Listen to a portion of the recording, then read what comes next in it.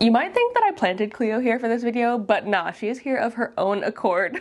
But it's perfect because today I'm going to be talking about how I keep both cats and houseplants safe and happy in my home.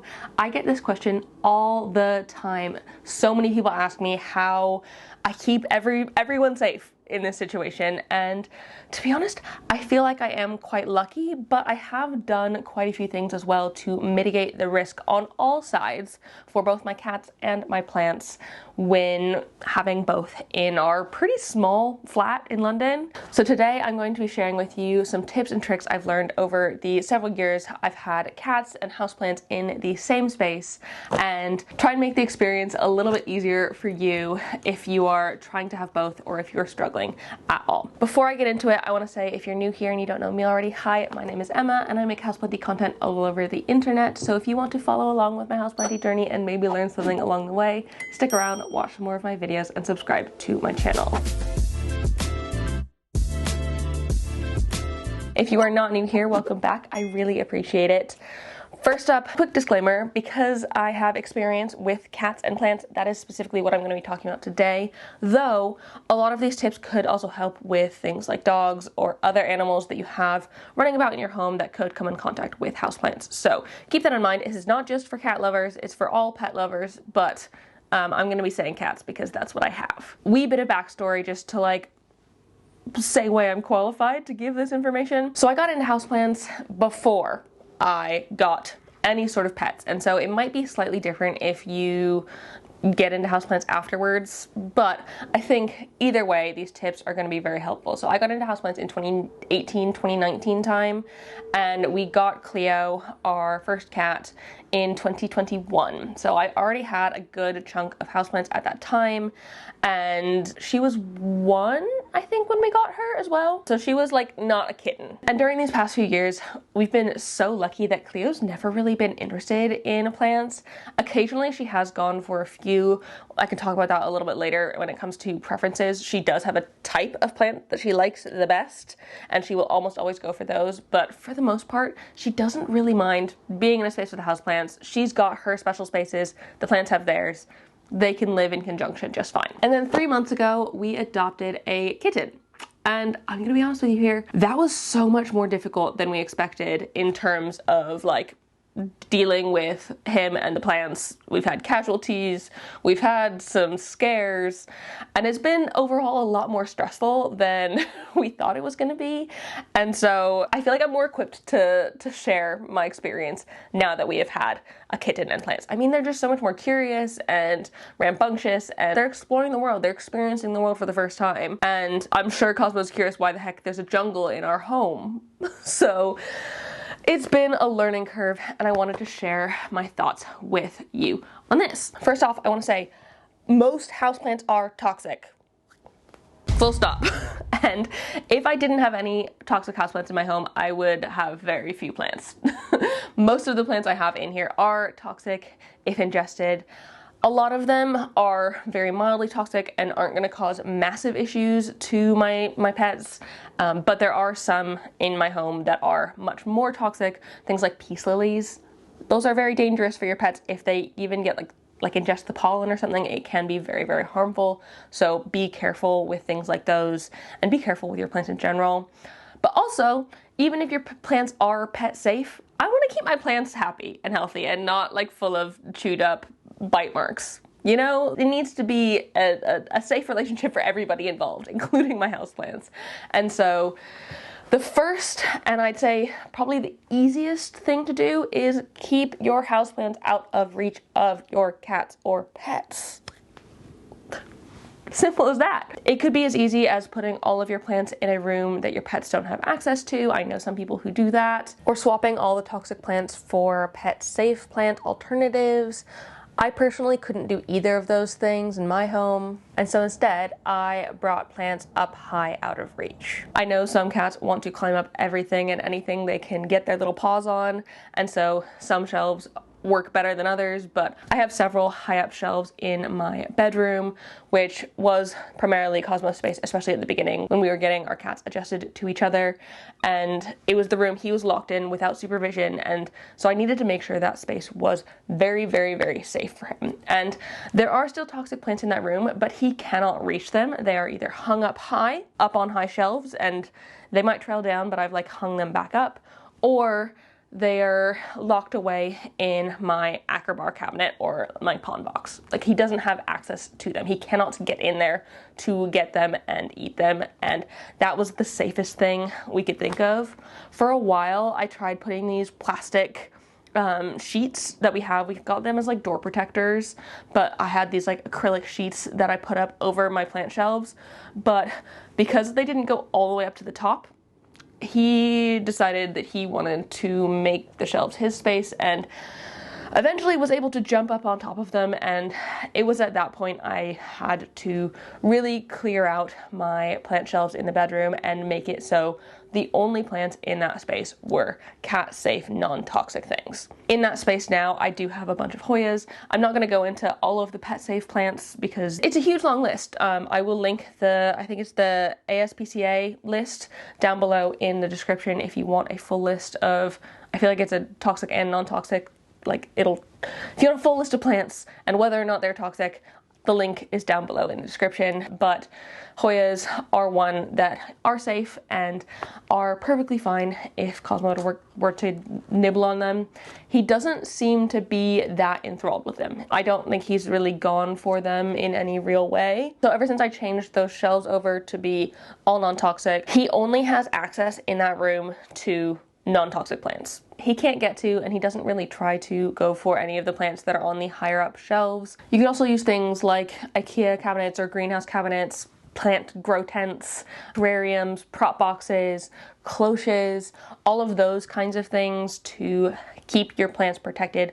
Obviously it depends on the cat how intense you need to get with them, and whether or not you need to lock the doors or tape stuff down in order to make sure it stays closed and sealed away from prying paws.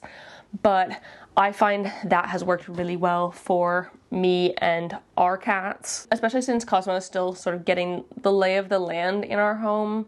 He is still getting up into things a little bit less now than he was at the beginning. He is growing up and becoming less of a curious kitten, but he still gets up in my plants and tries to go behind things, and it's better to have them all be safe than us be sorry in the end. We're getting to the point now, about 3 months in, where I am a bit more comfortable having him in spaces with plants that are toxic and trusting him to not go and eat those plants. It is a little bit scary, and for a long time we did just have him in spaces with toxic plants supervised. He had to have eyes on him if he was in spaces like the living room or the office where there are lots of plants that aren't healthy for him. We're slowly getting there, but there are some things you can do to deter your cats getting up in your plants and maybe avoid them altogether. The first thing I have tried is deterrent sprays, but do beware because there are a few things that you see online that are recommended that I would not personally recommend because they are still toxic. So things like citrus sprays. Inherently, most cats do not like the smell of citrus because it is toxic to them, and so they'll avoid that sort of smell. But if that is not the case for your pet, and then you've sprayed it on your plants to help them, it'll be bitter if they bite it, so in theory they wouldn't like it. But if they do like it and they do still ingest it, it could cause more problems because not only is the plant potentially toxic, the citrus is toxic to them as well, so it's best to not use things like that. Same with things with peppermint essential oils, because that's another thing that in theory cats don't like, but a lot of essential oils are toxic to cats, so keep them out of the way. Avoid using essential oil diffusers and stuff around cats because it is really, really not good for them. Also, some people use a squirt bottle with just plain water to deter their pets from going after things. I'm not gonna judge anyone for doing that if that's worked for you. To me, it just it seems really sad and kind of mean to spray your pet if they're doing something that you don't want them to do. I don't want my pets to associate anything negative with me. I want me to be a safe, happy, cozy place for them, and so I don't want to be doling out punishment in that way. I don't want my cats to be scared of me, basically. So I would avoid that if possible. The only spray I found that's worked for me, that's non-toxic and perfectly safe, that I actually got after a couple of you recommended it to me, as well as a lot of online extensive research, is bitter apple spray. This stuff here, and it says it's for dogs, but it works as well for cats, and basically it is a taste deterrent. It's really, really, really bitter. I wouldn't recommend trying it yourself. You would not enjoy. It's like worse than sour candy kind of thing, but it's apple, which is non-toxic to pets.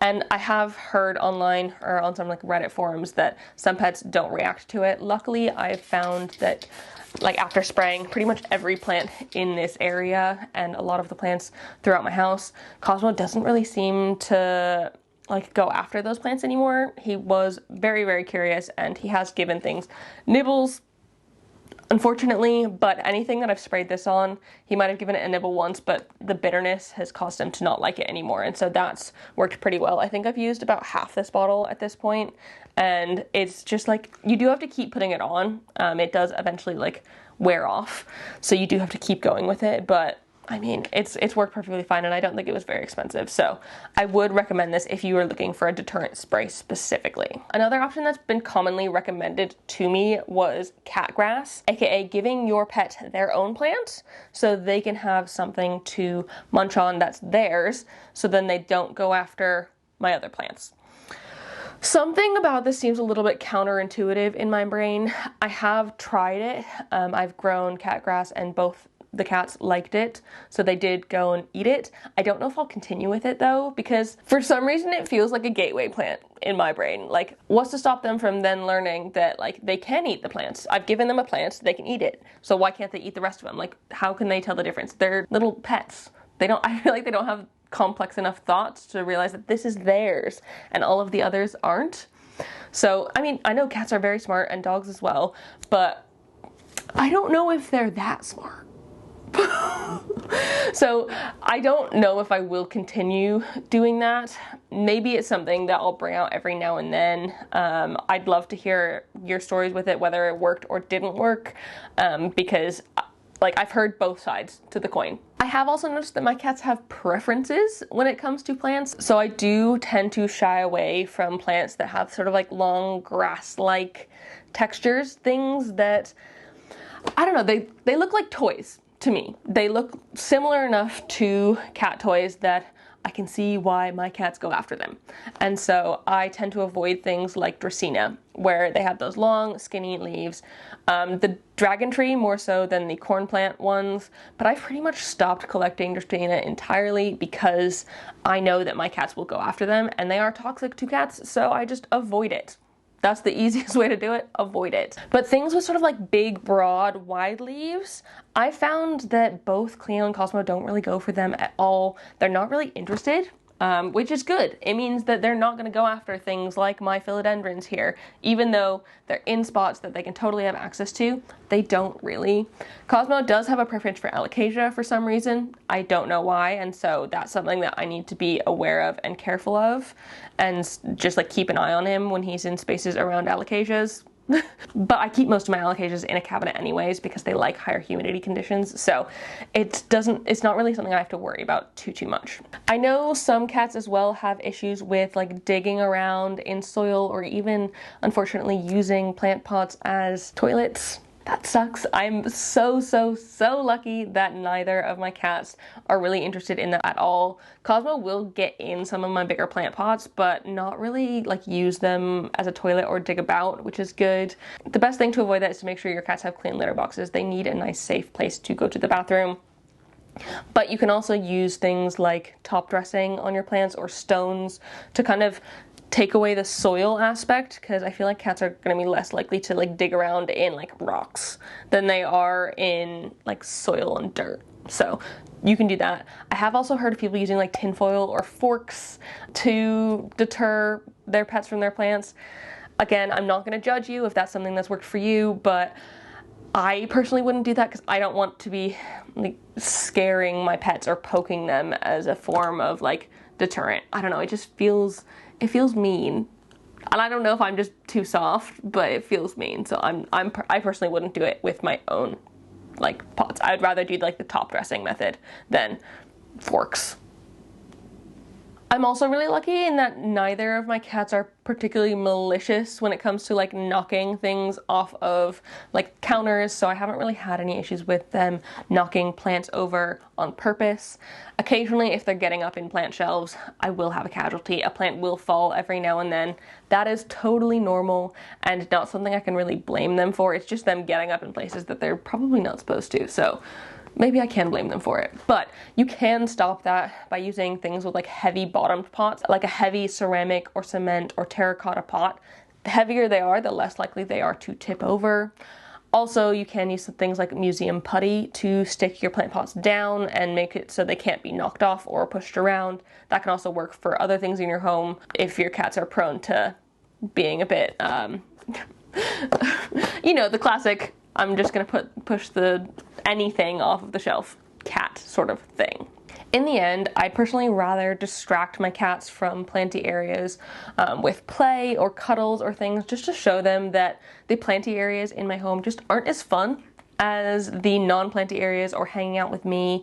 And so if I do see them really getting up in things, I'd rather give them a stern no, get down from there. Whoa, whoa, whoa, whoa, whoa, whoa, whoa, whoa. Or pull out a toy and distract them with that, or give them treats. I probably shouldn't do that because then I would like encourage them to go in it because they know they'll get treats to get out. But you know, that kind of thing where you're just avoiding them being in that space by giving them more fun things to do around that. So I actually have a plant shelf in my bedroom which I've hung a plant toy up next to, and so Cosmo will now not like sit on the shelf with the plants, but he's not going after the plants, he's going after the toy instead because he finds that much more interesting than the plants themselves. So as long as you're giving your cats enough entertainment in their lives, they probably won't be going for your plants. And I feel like that's just, I mean, just play with your cats. That's the end of it. Play with your cats. I do think I am just quite lucky in that both of my cats don't really care about my houseplants. They don't really, like, occasionally Cleo will like go to one in order to try and get my attention because they realize that if they go and like mime that they're gonna go eat a plant, I will come up to them and probably end up playing with them instead. Which, I mean, I'm not mad at that. If that's them telling me that they want to have playtime, that's fine with me, as long as they're not doing like massive damage to my plants or massive damage to themselves by eating like huge amounts of toxic things. So I am very lucky in that. And also Cosmo's like slowly growing out of the kitten phase where he's like needing to explore everything and like bite everything because that's what kittens do. So we're getting out of that phase, and hopefully in like a couple months time he won't even care about them at all. But there we go. That is how I keep my cats safe from my plants and my plants safe from my cats. Everyone safe and sound and happy and not hurt or injured or ill.